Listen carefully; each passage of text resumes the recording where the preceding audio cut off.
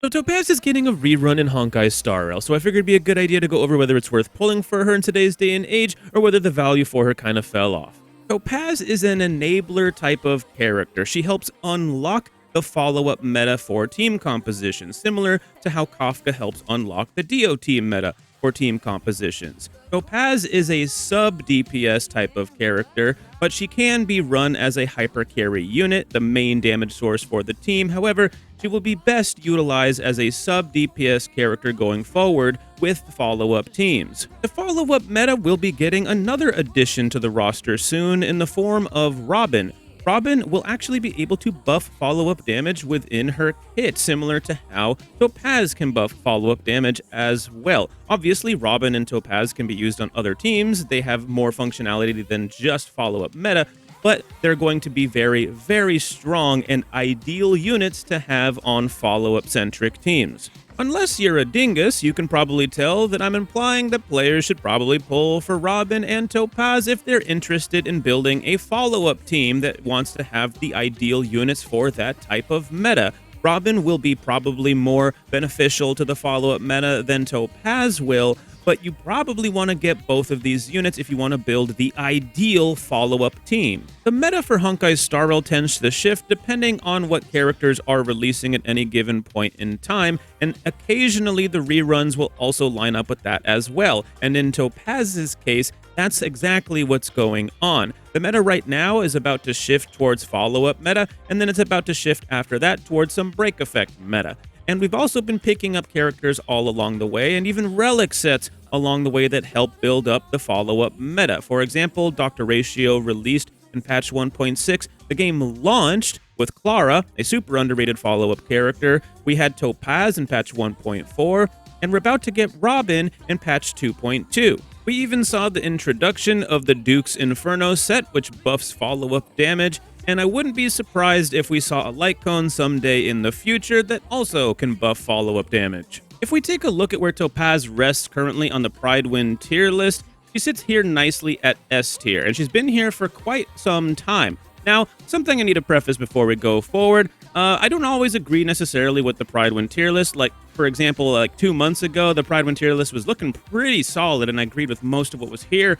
Right now, though, I don't necessarily fully agree with some of the placements that we see. And part of that is because the upper tiers here are a bit crowded, because some of these placements just don't make any sense. Example, Acheron. What is she doing on the same tier with Dan and Jingliu? No offense. Dan and Jingliu are super duper strong. These characters are busted, but Acheron is simply a tier above. It is simply a fact. So the only way to fix this is you got to drop some of these characters down so you can make some room at the top, and they just haven't quite done that yet for whatever reason. So say what you will about the Pridewind tier list, it's just an example to show that Topaz still clearly has a lot of value. But one more thing I need to preface before we go forward is that she's in the specialist column.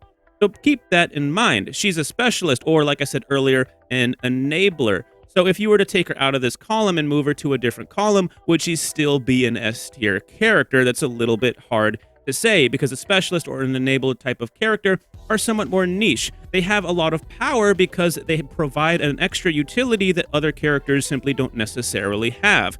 They're somewhere in between a support and somewhere between the DPS character. That's very unique. There's less of these characters than pretty much anything else in the game except for sustains, which, let's be honest, you only need one sustain per team, so it makes a lot of sense that that has happened here. As it stands right now, Topaz still has a ton of value in this game, even without the introduction of a character like Robin, who will help build out the dream team for the follow-up meta, which, by the way, Topaz is also one of the essential pieces for the dream team of the follow-up meta. Robin, Aventurine, and Topaz are those units. I think it's going to be the main DPS units that people will kind of be switching characters around, such as Dr. Ratio or Clara, or maybe somebody that might come out again in the future of this game. Like when we pair Topaz with Dr. Ratio right now, they pop the heck off already, even without Robin, because Topaz, for example, has an ability known as Proof of Debt, which is technically a debuff, which helps Dr. Ratio gets part of his kit going because he wants debuffing type of characters on his team. And that's exactly what Topaz provides. Instantly, the moment the battle begins, Proof of Dead is automatically placed on an enemy unit, and so it's always active out there on the field as long as Topaz has not gone down or something like that. And Proof of Dead just so happens to be the same mark she puts on an enemy, and if a follow-up from your team hits that enemy receives increased follow-up damage. So it just synergizes so darn well with a character like Dr. Ratio. And it still helps characters like Clara as well, because Clara typically will hit more than one unit at a time. This is very, very powerful because that means that she's more than likely gonna hit the enemy that has Proof of Dead. So Topaz is incredibly strong. She's the only sub-DPS character for follow-up meta right now, but she's also the best sub-DPS as a result of that right now. It's at this time that I would like to point out an important speculation about a character that Hoyoverse recently revealed to us that has been confirmed to be coming out in patch 2.3.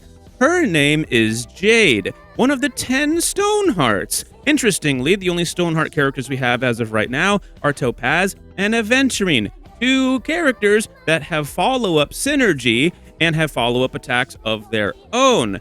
So that makes us wonder if Jade will also be releasing with a follow-up attack of her own. Now, I technically don't know that as of right now. That has not been confirmed, and when Topaz's banner ends, we won't probably know about that yet. So it's definitely something you guys might want to keep in mind in case that factors into your pulling strategy, because let's think about that for a second. If Jade does end up releasing with a follow-up attack, is she going to be a sustainability character? Probably not, because we just had Aventurine. Is she going to be a support character? Probably not, because we just had Robin, or we're about to get Robin.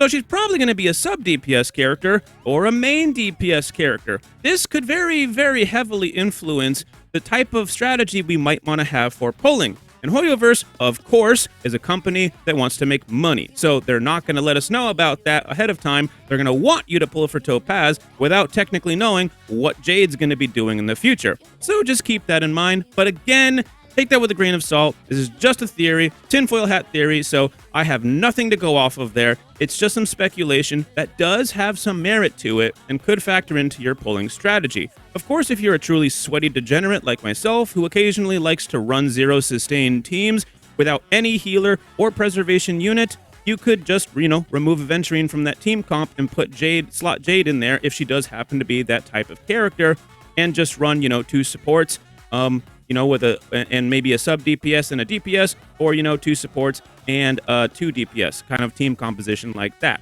That's not what most players are going to do. Most players are just going to keep Aventurine on the team because he's a very powerful unit, very safe, and he provides a damage source of his own that's very reliable, has a good follow-up synergy. You get the picture. Most players are just going to keep that team comp, but I just wanted to get you guys aware of that, okay? So as you may have already picked up, and as I did mention earlier, Topaz is a bit more of a niche type of character. She helps unlock the follow-up Dream Team meta. And that's really, really fun and interesting, but it's not necessarily something that everybody's going to want to do. So unless you're going to end up moving into a follow-up team or building a follow-up team, I don't recommend pulling Topaz in this day and age.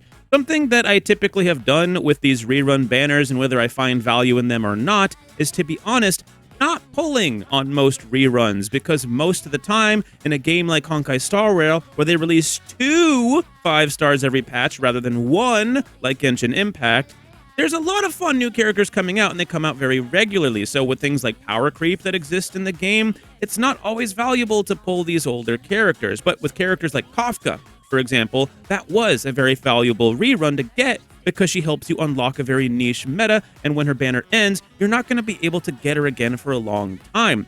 So a character like Topaz could be very valuable to players that want to play within the follow-up meta. It's just you have to consider whether she ends up getting power crept by a character like Jade or something like that in the future, so it's a bit tough to know what to do, hence why I decided to make this video in the first place. To point out that Topaz does have a lot of value, but I would have to say probably not quite as much value as Kafka would have on her rerun, because Kafka is practically essential for a DOT team. You could make, a team with like Gwenaifen and Black Swan instead of Kafka, because Black Swan kind of enables Gwenaifen to sort of turn into a Kafka type unit, because Black Swan, her Arcana stacks turn into every DOT type when she ults.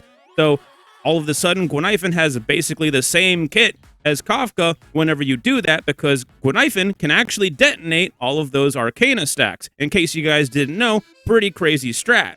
And I found this out somewhat recently because someone in my Discord told me about that. Super cool strat, making Kafka not necessarily quite as valuable as before, but honestly, let's be real, Kafka's still better, but just wanted to point that out. So, should you pull Topaz in 2024? Well, I think that she is worth pulling in 2024 if you're building a follow-up team. If you're not, then I wouldn't really suggest doing it because that Jade could be better used to save to pull for a character like, I don't know, maybe Jade or Firefly or some character coming in the future that you might enjoy more or that might be super duper strong, super duper meta, or even another rerun character that you might not even be thinking about off the top of your head right now. Or you could save that Jade for a light cone for a character that is upcoming, or potentially a light cone for a character that's getting a rerun soon that you really like and you use a lot. You might enjoy the Jade for that character instead. Of course, as always, if you like the character, if you like the design, whatever, you think she's hot, she's your waifu, whatever, or you just think Nummy,